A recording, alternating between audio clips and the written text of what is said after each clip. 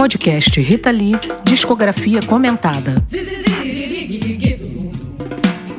Um projeto produzido e apresentado por Beto Feitosa para ziriguidum.com. De volta ao banquinho, ao violão, mas agora com uma banda grande. 4 e 5 de junho de 1998. Depois de uma semana de ensaios no local, o Teatro João Caetano, no Rio, abriu suas portas para receber fãs e convidados para a gravação do acústico MTV Rita Lee. 2 noites concorridas e o histórico Teatro do Centro do Rio se vestiu com um cenário hippie chique de gringocardia para um luau, com direito a um seleto grupo sentado no palco, pertinho dos artistas e a plateia lotada e ansiosa. Foram 2 noites de gravação com todas as dores e delícias de estar participando de um momento desses. O público que estava ali presenciando um registro não se importou com gruas e movimento de câmeras. As repetições, por vezes exaustivas, também ficaram divertidas e leves, com as piadas e cacos que Rita inseria. A gravação de Guita, clássico de Raul Seixas, foi repetida diversas vezes, sempre tinha um escorregão na letra. Acabou sendo deixada para o segundo dia. O show conta com uma orquestra regida por Eduardo Souto Neto. O maestro tropicalista Rogério Duprá assina o arranjo de O Gosto do Azedo, composição de Beto Lee, que Rita pescou do repertório de sua banda Larica, e foi uma das 2 inéditas do show. A outra foi MTV, uma crônica com piadas datadas, mas contexto sempre atual, sobre o país em anos de eleição e Copa do Mundo. Na grande banda que acompanhava a Rita, entraram alguns nomes novos, como o percussionista Ari Dias, lendário novo baiano e da Cor do Som. Falar da Rita Lee é sempre um prazer e fácil. É muito prazeroso mesmo falar da Rita. Eu tenho um carinho muito grande pela Rita. E por todos, né? Pelo Roberto de Carvalho, pelo Beto Lee, família super maravilhosa, sempre tiveram um carinho muito grande comigo, eu com eles. Tivemos passagens maravilhosas, foi um grande tempo na minha vida. Eu participei do MTV acústico e participei do Multishow.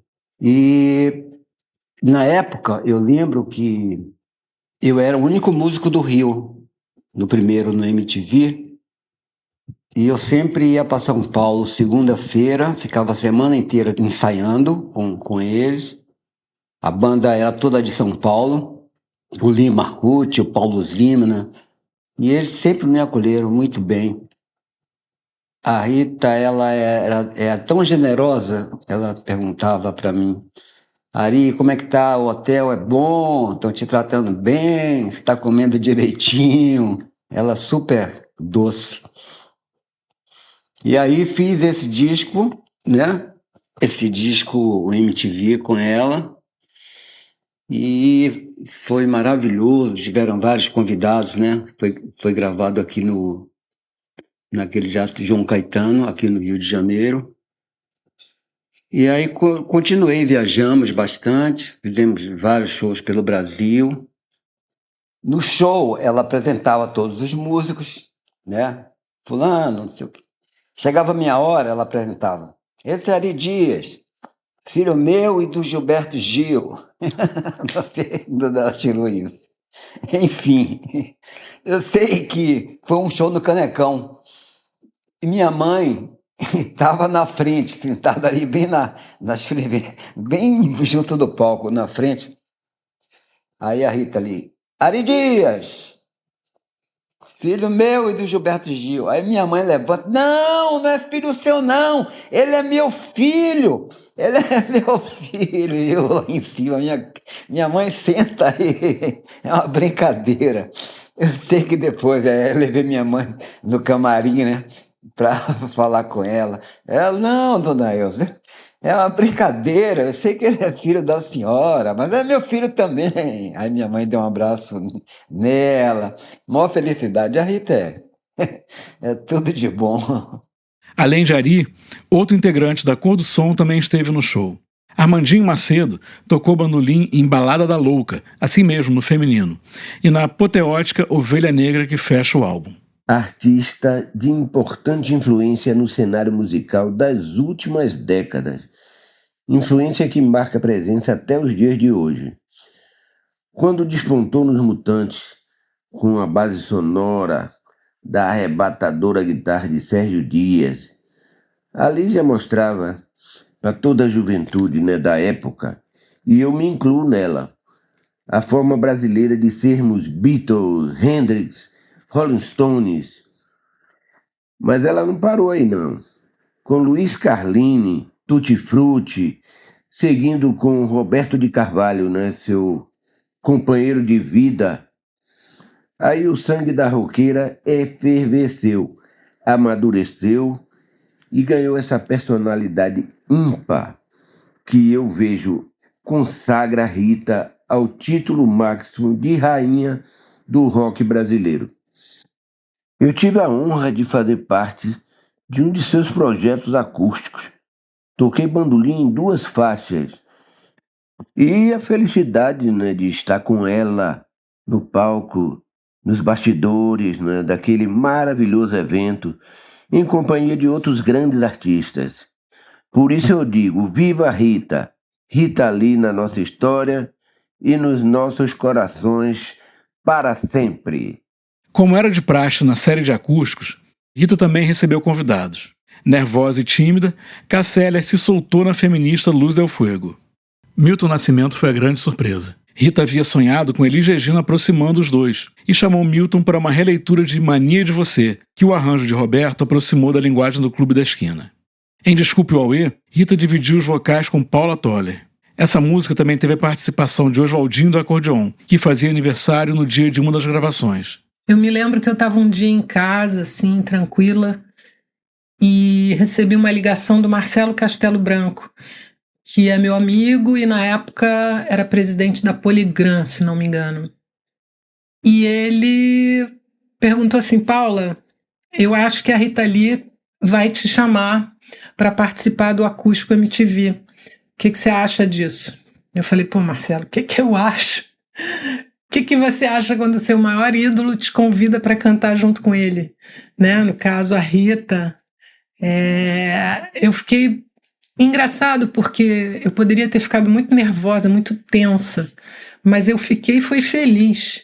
Eu não sabia nem o que a gente ia fazer, que música ia ser, mas eu achei maravilhoso. E eles foram gravar aqui no Rio, no Teatro João Caetano, uma coisa linda, tipo uma tenda meio hippie, meio oriental. E eu, depois desse convite, claro que eu aceitei, que foi formalizado, eu comecei a falar no telefone, né, com o Roberto, com a Rita, e eles sugeriram de fazer o Desculpe o Auê, né? E então combinamos de tirar tom, ensaiar e tal. E no dia do ensaio geral e no dia das gravações, eu me lembro que tinha assim uma atenção, né? Não tensão, uma atenção grande, porque aquilo era um trabalho muito importante, mas tinha também espaço para brincar, para improvisar um pouco. E foi assim, acho que as nossas vozes, minha e da Rita, se combinaram, se harmonizaram muito bem. Ficou bonito, que de vez em quando, dependendo do momento da música, você escuta mais uma ou outra. Tem as duas ali bem marcantes. É uma música delicada, né? Uma balada, mas que ficou... Aí que veio a ideia. Esse casal é muito elegante, Rita e Roberto. Eles tiveram a ideia de botar um solo do Oswaldinho do acordeon. Então, ficou uma coisa muito internacional. Ficou uma coisa que, cada vez que eu escuto, eu acho melhor. E eu posso dizer sem nenhum pudor, assim, que foi um dos maiores trabalhos que eu já fiz, uma das melhores gravações que eu já fiz na vida, e só melhora com o tempo. E agradeço muito a Rita e Roberto por terem me chamado, e acho que a gente tem um momento ali eternizado que eu nunca poderia imaginar na vida. E foi divertido porque quando eu entrei no palco, eu falei, poxa, eu não posso só entrar, cantar e sair, eu tenho que agradecer. Eu tenho que agradecer, não só pelo convite, mas por essa inspiração, né, que a Rita era para mim. Então eu acabei fazendo um improviso ali com a música Ando Jururu e falando, eu só quero fazer parte do seu backing vocal e cantar o tempo todo Shubidu Down Down. E ela se derreteu, assim, foi muito bonito. Isso está gravado, o pessoal pode assistir. A participação de Ed Mota chegou a ser anunciada, mas não aconteceu por causa da agenda do cantor. A gente se encontrou, eu ia cantar o Caso Sério. Só que era o seguinte, eu estava muitos anos sem gravar, né? Eu estava muitos anos sem gravar um disco, eu estava muito tempo sem gravadora. Apesar de jovem, eu estava ali quase que, 8 anos sem gravar, uma coisa assim. Eu estava um tempão na gaveta, né? Eu estava morando nos Estados Unidos e tudo. E aí eu me lembro que eu fui na casa deles e passamos o tema, tinha mostrado para eles assim as coisas que eu estava fazendo nela, assim, eles acharam super legal. Mas infelizmente não pude fazer porque eu tinha uma turnê no Nordeste, que seria a minha primeira turnê no Nordeste desde o meu primeiro disco, que eu não tinha feito outra. Eu tinha feito uma em 88 e depois nunca mais. E aquilo acho que foi em 97 ou 98, não é isso? Então 10 anos depois ia aparecer a minha segunda turnê no Nordeste, né? E aí eu tinha que cumprir essas datas, não só cumprir, eu tinha que lançar meu disco e fazer meu lance ali e tal, né? Então, infelizmente, não pude participar, foi por isso, eu fiquei com muita pena, né? Adoraria participar do acústico DVD da Rita Lee, é claro, né? Por todos os motivos possíveis, né? Só para começar, pela honra de ser convidado, né? Mas eu, infelizmente, não pude. Mesmo assim, no segundo dia da gravação, Rita e Roberta improvisaram um trecho de Caso Sério, que acabou entrando na edição final do DVD. O jornalista Rodrigo Faú estava no primeiro dia de gravação e lembra desse trabalho de Rita. Quando a Rita comemorou 30 anos de sucesso, né, considerando o primeiro álbum dos Mutantes, 68, ela lançou o Acústico MTV. Que na verdade ela foi uma certa precursora dessa onda acústica, porque ela já tinha feito o Bossa Roll, né, em 91. Pouco depois começou essa série da Acústica MTV que assim, catapultou, né, a carreira de muita gente que estava numa fase de baixa, inclusive, e para ela foi muito bom também.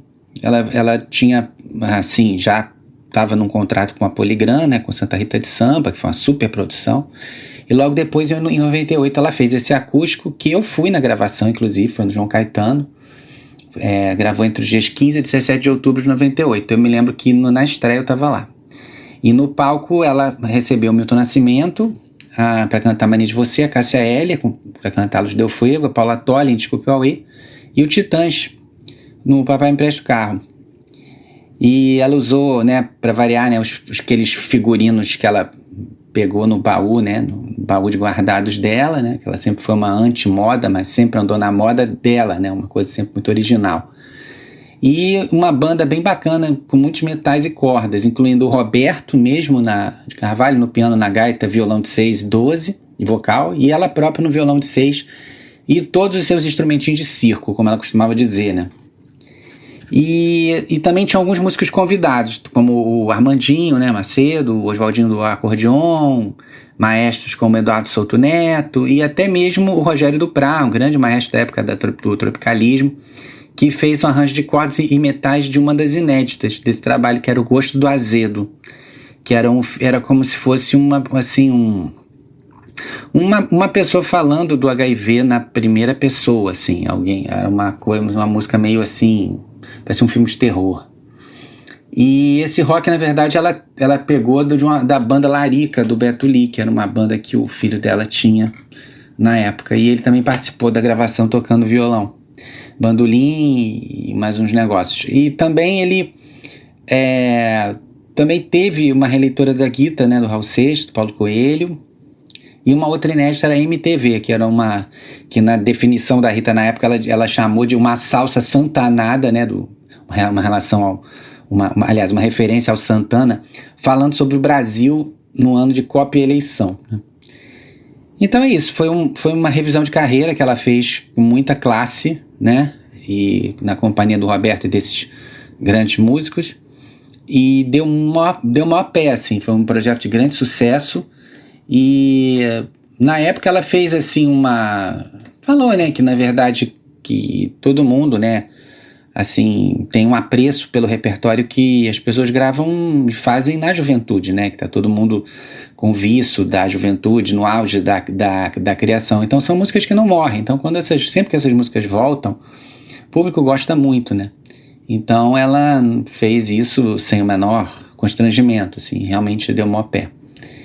E no mais foi isso, foi um projeto vitorioso. A estreia do especial na MTV foi no dia 2 de setembro. Logo depois veio o álbum, CD, DVD e VHS, que foi um dos grandes sucessos daquele ano, e seguiu com uma turnê disputada. Rebatizada como Meio Desligada, agora já sem o banquinho, o show estreou no próprio João Caetano.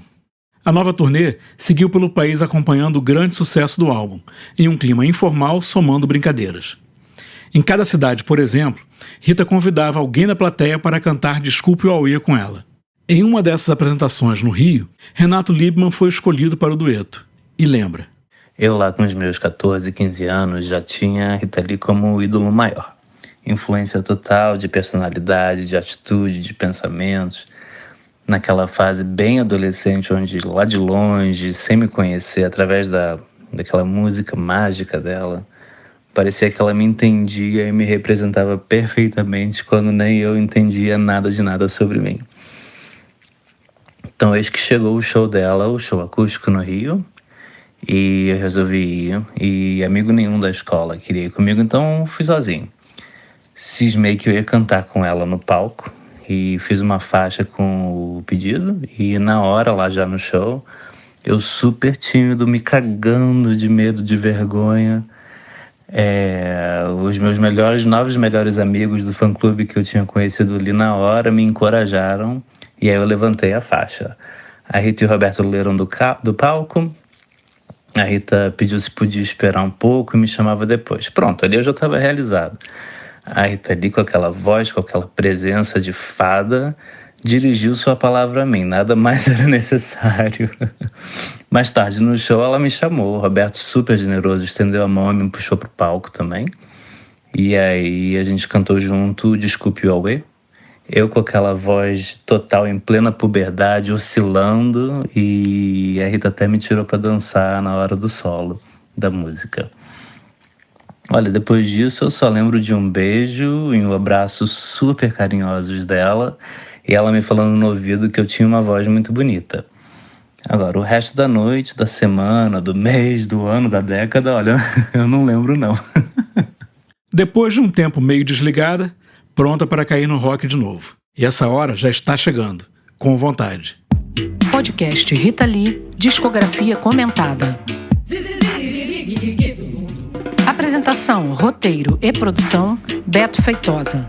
Gravação, edição e coprodução, Crica Amorim, na Caverna Estúdio. Assessoria de imprensa, Ana Paula Romeiro. Assessoria de mídias sociais, Webduzido. Auxílio de pesquisa, Daniel Fernandes e João Senseve. Logo, João Pinheiro. Fotos, Alexandre Moreira. O projeto conta com o incentivo da Prefeitura Municipal de Niterói e da Secretaria Municipal das Culturas, SMC, por meio do edital Fomentão.